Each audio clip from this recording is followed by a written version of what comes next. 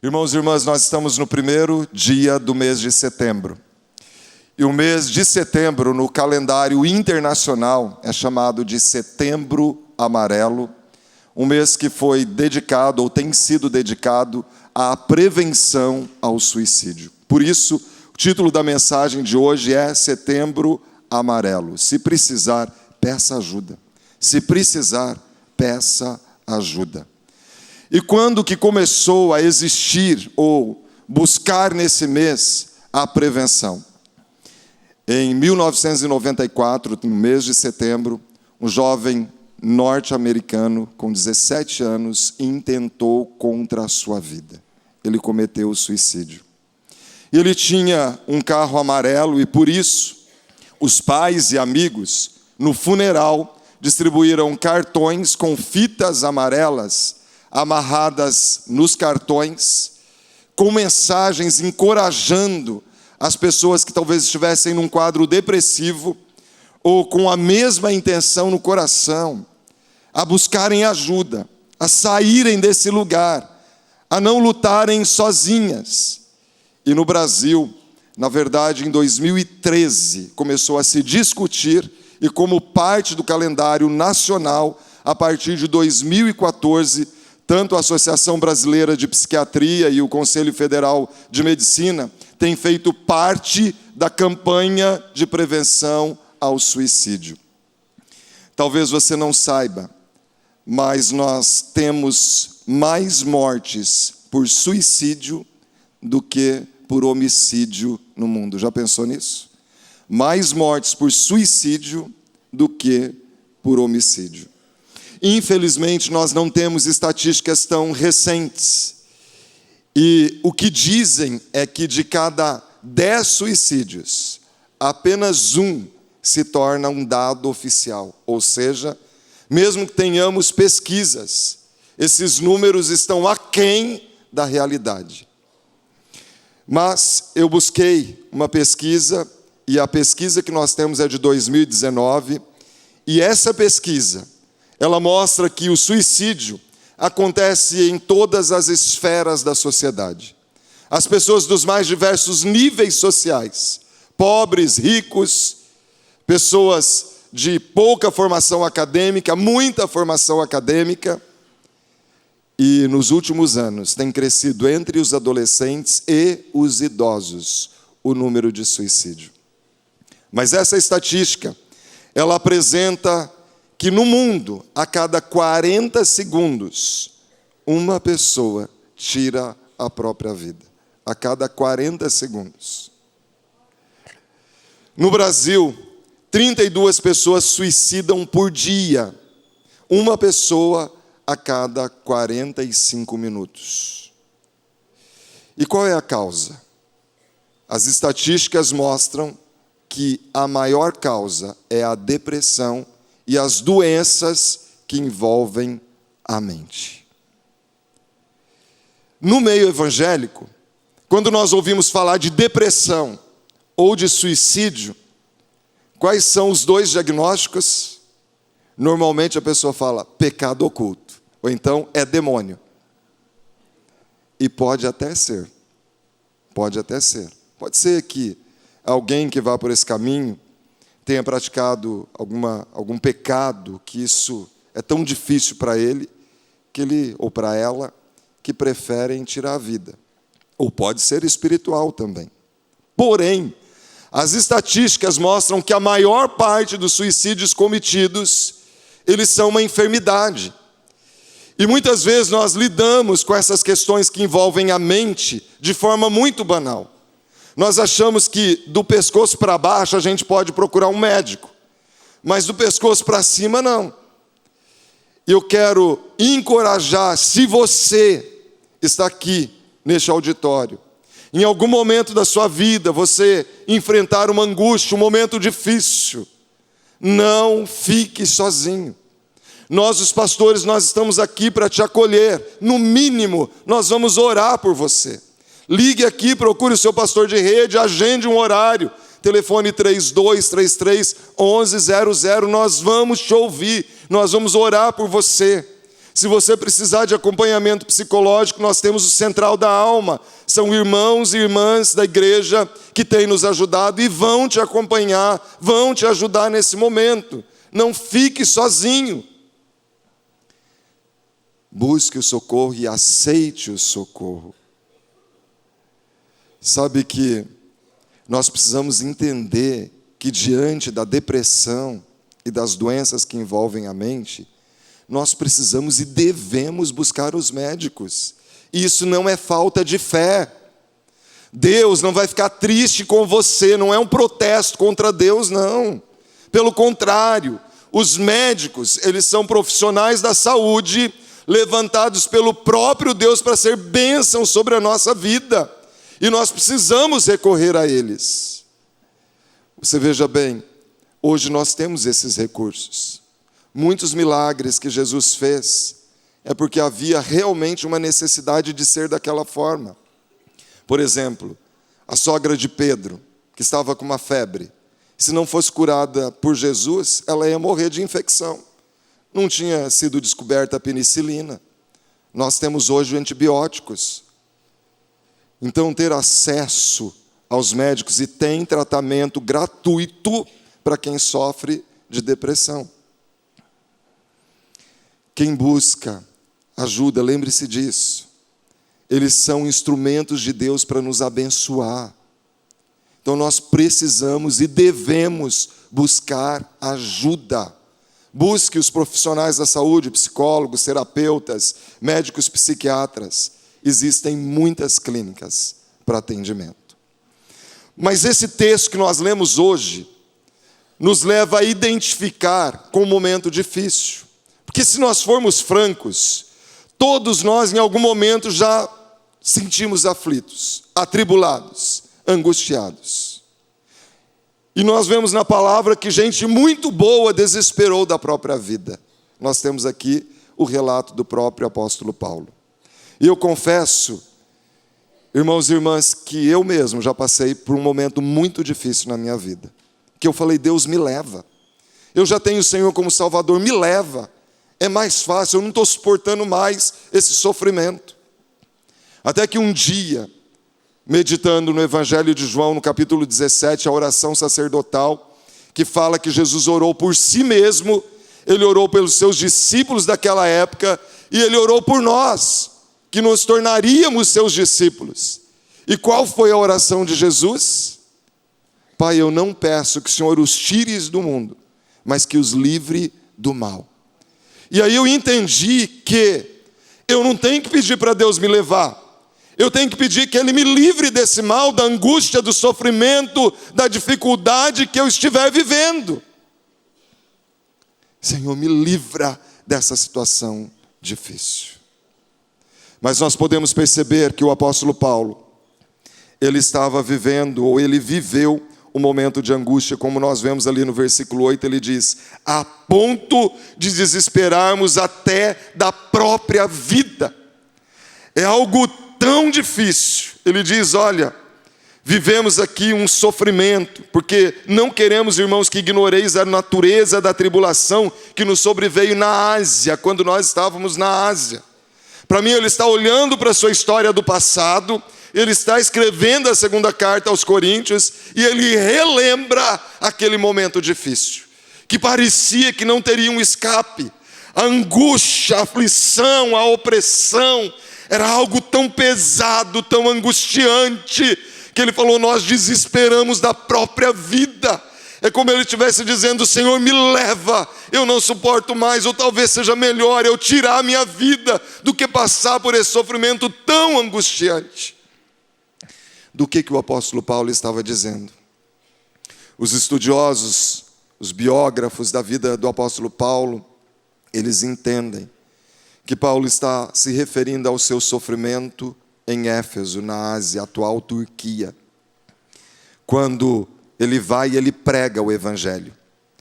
Lá havia o templo de culto a deusa Artemis, ou Diana dos Efésios, e ele vai e prega o evangelho, muitas pessoas se convertem, e qual é o resultado? Aquelas pessoas que viviam do comércio de souvenirs ao redor do templo, das estatuetas da deusa Diana, das estatuetas do templo, e o comércio que se tornava ali um local de romaria, se enfraqueceu. Aquelas pessoas começaram a deixar de ter lucro, porque havia conversão de muitas pessoas ao cristianismo. E no mesmo templo também havia o culto ao imperador. E o apóstolo Paulo, ele chega pregando o evangelho e ele diz: olha, César não é senhor digno de culto. Existe um Senhor que é digno de nosso culto, de nossa veneração, de nossa adoração. E Ele é Jesus Cristo de Nazaré, o Rei dos Reis, o Senhor dos Senhores. E só a Ele nós devemos prestar culto. E por causa disso, onde ele vai parar? Na cadeia. Ali ele é chicoteado, ali ele é oprimido, ele é exposto ao frio, à fome e um sofrimento tão angustiante de desesperar da própria vida. É sobre isso que ele está falando. Ele está olhando para o seu passado e ele está se lembrando dos momentos de atitudes desumanas que tiveram contra ele, que ele sentiu pressionado, esmagado, aflito, angustiado e sem ver perspectiva, como alguém que está no fundo do poço e não vê uma saída. E sabe que essa fala do apóstolo Paulo talvez esteja ecoando no meu coração, no seu coração nesta noite. Porque pode ser que existam pessoas em nosso meio aqui que estejam passando por tamanho sofrimento. E parece que o tempo vai passando e não há um escape, não há uma saída. Que começa a desesperar da própria vida. O apóstolo Paulo, então, ele escreve sobre isso. Vire aí, vá para o capítulo 4, você veja bem, no capítulo 4, versículos 8 e 9, veja que ele está olhando pelo retrovisor. E ele diz ali: em tudo somos atribulados, porém não angustiados, perplexos, porém não desanimados, perseguidos, porém não desamparados, abatidos, porém não destruídos. Mas eu entendo que ele está falando de um momento que ele saiu da provação, porque houve um momento que ele pensou: eu estou sendo atribulado e eu estou angustiado, e parece que não tem uma forma de eu me livrar dessa angústia. Eu estou perplexo, mas também desanimado, não estou vendo uma perspectiva. Ele está dizendo: eu estou sendo perseguido, mas eu me sinto desamparado, parece que nem Deus está ouvindo a minha oração, eu estou sozinho, aflito. Talvez ele esteja dizendo: eu estive abatido, e naquele momento eu me senti destruído. Mas agora, olhando para trás, ele percebe a intervenção do próprio Deus. E aí ele diz: em tudo nós somos atribulados, mas não esmoreça, porque nós somos atribulados, porém não angustiados. Não vai permanecer para sempre essa angústia. Nós podemos ficar perplexos com a frieza do homem que nos ataca, que nos afronta, que nos açoita, porém não desanimemos. Nós podemos ficar num momento de perseguição, porém creia num Deus que não nos desampara. Ele diz: nós podemos ser abatidos, mas eles não conseguem nos destruir. E olhando para o passado, ele está falando da sua superação desse momento, que ele desesperou pela própria vida, e que talvez visse na morte a solução. E aí nós podemos voltar no primeiro capítulo, no versículo que nós lemos, o versículo de número 3. Porque talvez se nós pudéssemos perguntar para o apóstolo Paulo agora: Paulo, como você saiu dessa crise? Como você superou, Paulo? Ele poderia dizer: foi Deus. Mas dizer apenas foi Deus seria algo muito abstrato, porque nós poderíamos ter várias ideias, até nesse contexto, um mundo politeísta, idólatra, poderia ser qualquer Deus. Mas nós poderíamos perguntar: Paulo, quem é o seu Deus? Quem é o Deus que te tirou desse momento e dessa prova, Paulo? E ele responde para nós. No versículo 13 ele diz: bendito seja o Deus e Pai de nosso Senhor Jesus Cristo. Sabe o que ele está dizendo? O Deus que me tirou desse vale, desse deserto, dessa aflição, desse intento de morte, é o Pai do nosso Senhor Jesus Cristo. Era aquele que nós vimos sendo invocado por próprio Jesus Cristo. É aquele que Ele nos ensinou a invocar. Ele é Abba Pai, Ele é o Pai das luzes, Ele é aquele que Jesus invocou no momento da sua angústia e da sua aflição. Ele é aquele que nos adotou em Cristo Jesus como filhos. Ele é o Pai do nosso irmão mais velho, Jesus Cristo. Ele é o Pai do nosso Senhor Jesus Cristo. Paulo, quem te tirou desse momento em que você desesperou pela própria vida, foi o Pai de Jesus Cristo. Mas ele não para por aí. Ele diz que é o Pai de Jesus Cristo, mas é também Pai de misericórdias. Eu acho lindo ele falar que nós temos um Deus que é misericordioso. Porque pode ser que você caiu nesse momento difícil de intentar contra a própria vida, por uma prática precipitada, um pecado, algo lá do passado, tão difícil e que foi comprometendo. E não significa que não é pecado. Mas o Pai de misericórdias, Ele é tão misericordioso que as suas misericórdias são a causa de nós não sermos consumidos. As suas misericórdias se renovam todas as manhãs. E porque Ele é misericordioso, ainda que eu e você tenhamos criado essa situação difícil, nós podemos pedir a Ele para nos ajudar a resolver o problema que nós criamos. Porque Ele é Pai de misericórdia. Nós temos um Deus que é infinito em misericórdia. E aqui no capítulo 5, no versículo 17, olha o que ele diz. Capítulo 5, versículo 17, 18 e 19. Capítulo 5. Ele diz assim: e assim, se alguém está em Cristo, é nova criatura. As coisas antigas já passaram, eis que se fizeram novas. Ora, tudo provém de Deus, que nos reconciliou consigo mesmo por meio de Cristo e nos deu o ministério da reconciliação, a saber, que Deus estava em Cristo nos reconciliando consigo o mundo, não imputando aos homens as suas transgressões, não imputando aos homens as suas transgressões, e nos confiou a palavra da reconciliação. Eu e você, o nosso destino era perdição eterna, era inferno. Mas se eu e você convidamos o Pai das luzes para habitar em nós, o Pai do nosso Senhor Jesus Cristo, nós fomos adotados como filhos dele, e já nenhuma condenação há para aqueles que estão em Cristo Jesus. Ele é Pai de misericórdia, Ele nos reconciliou, Jesus nos reconciliou com o Pai, e não existe condenação para você, se você está em Cristo Jesus. Nós éramos por natureza inimigos da ira de Deus, filhos da ira de Deus. Mas Ele nos adotou, e pela graça nós somos salvos mediante a fé.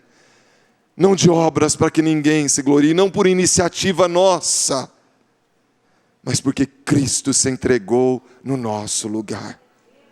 Ele é esse Pai de misericórdia. Eu e você fomos lavados no sangue do Cordeiro. A nossa vida pregressa foi lançada no mar do esquecimento. E eu e você podemos ter certeza que o nosso passado foi apagado no sangue do Cordeiro.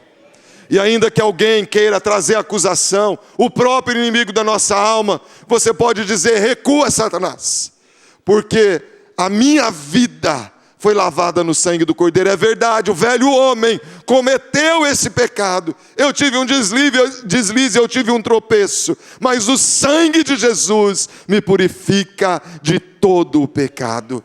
Porque o meu Pai é Pai de misericórdias. Mas ele continua. No capítulo 1, versículo 13, ele diz que Jesus, que é o Pai do nosso Senhor e Salvador Jesus Cristo, ele diz que é Pai de misericórdias, mas é Deus de consolação, de toda a consolação. E aqui é fantástico, porque a palavra que ele usa aqui para consolação é paráclises, ou seja, é o mesmo termo usado para se referir ao Espírito Santo, que é o Paráclito. Sabe o que ele está dizendo?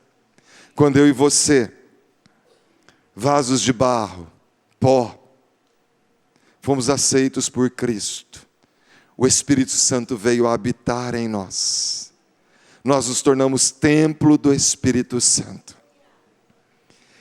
E esse Espírito que habita em mim e em você, ele é consolação, ele é o Consolador. Lembre-se, quando Jesus subiu aos céus, ele falou: não estou deixando vocês órfãos, vocês não estão sozinhos.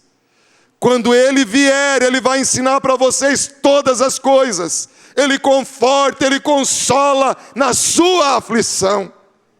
Ele é o Deus amável que está conosco, ele é Emanuel. Eu e você precisamos compreender que ainda que eu e você passemos pelo vale da sombra da morte, não precisamos temer mal nenhum, porque o Senhor está conosco. Ainda que nós corramos risco de morte, ele é aquele que traz livramento, proteção, porque ele é socorro presente na tribulação. Paulo diria: eu me desesperei da própria vida, mas o Pai do nosso Senhor Jesus Cristo, o Deus de misericórdia, o Deus de toda consolação, ele esteve comigo. E ele, mesmo quando parecia que eu estava sozinho, ele estava defendendo a minha causa. Ele estava lutando por mim. Ele é o meu consolador. Ele é real. Eu tenho esperança nele. Ele muda a nossa história. Mas veja que, por fim, no versículo 9, o apóstolo Paulo diz: contudo, já em nós mesmos tivemos a sentença de morte, para que não confiemos em nós mesmos. Se eu fosse agir por mim mesmo, o apóstolo Paulo está dizendo, talvez eu tivesse me matado mesmo naquele momento. Mas ele diz aqui, para que não confiemos em nós mesmos, e sim no Deus que ressuscita os mortos. O Deus que ressuscita os mortos. A Bíblia fala de ressurreições. A Bíblia diz que no último dia, quando Cristo vier buscar a sua igreja, os mortos em Cristo vão ressurgir primeiro, para encontrar com o nosso Mestre nos ares. A Bíblia diz que quando eu e você recebemos a Jesus como Salvador, nós que estávamos mortos nos nossos delitos e pecados, ressurgimos para uma nova vida em Cristo. Mas eu creio que o apóstolo Paulo está falando, olha, se você estiver morto, espiritualmente, emocionalmente, nós temos um Deus que ressuscita mortos. Ainda que você não tenha perspectiva, ainda que você ache que a única solução é a morte, ainda que você diga, Senhor, me leva, Ele ressuscita mortos. Às vezes nesse momento, parece que a gente ora, e às vezes nem tem vontade de orar, nem tem vontade de ler a Bíblia. Mas deixa eu dizer para você, por pequenina que seja a sua fé, ela pode empreender grandes coisas. Marcos 3 diz que a fé é como um grão de mostarda, que é uma das menores sementes da natureza, mas pode se tornar uma grande árvore. Por pequenina que seja a sua fé, ela pode empreender grandes coisas. Então, ainda que não consiga verbalizar, mas em pensamento, clame ao Senhor. Porque Ele ressuscita mortos. Se você se sente morto, morta, lembre-se dessa verdade. Sabe que houve um médico, neuropsiquiatra, que viveu nos campos de concentração, chamado Viktor Frankl. Ele escreveu um livro Em Busca de Sentido. E ele disse que no campo de concentração, as pessoas que foram sobrevivendo foram aquelas que tiraram o foco de si mesmas e começaram a ajudar as outras que estavam ao seu redor. E ele, certa vez, disse o seguinte: se a sua situação é boa, desfrute. Se a sua situação é ruim, transforme.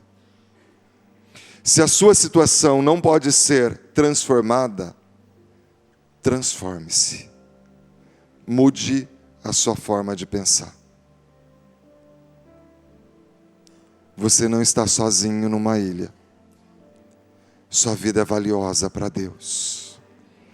Custou o sacrifício vicário de Jesus. E Ele tem vida para você, mas não qualquer vida. É vida abundante.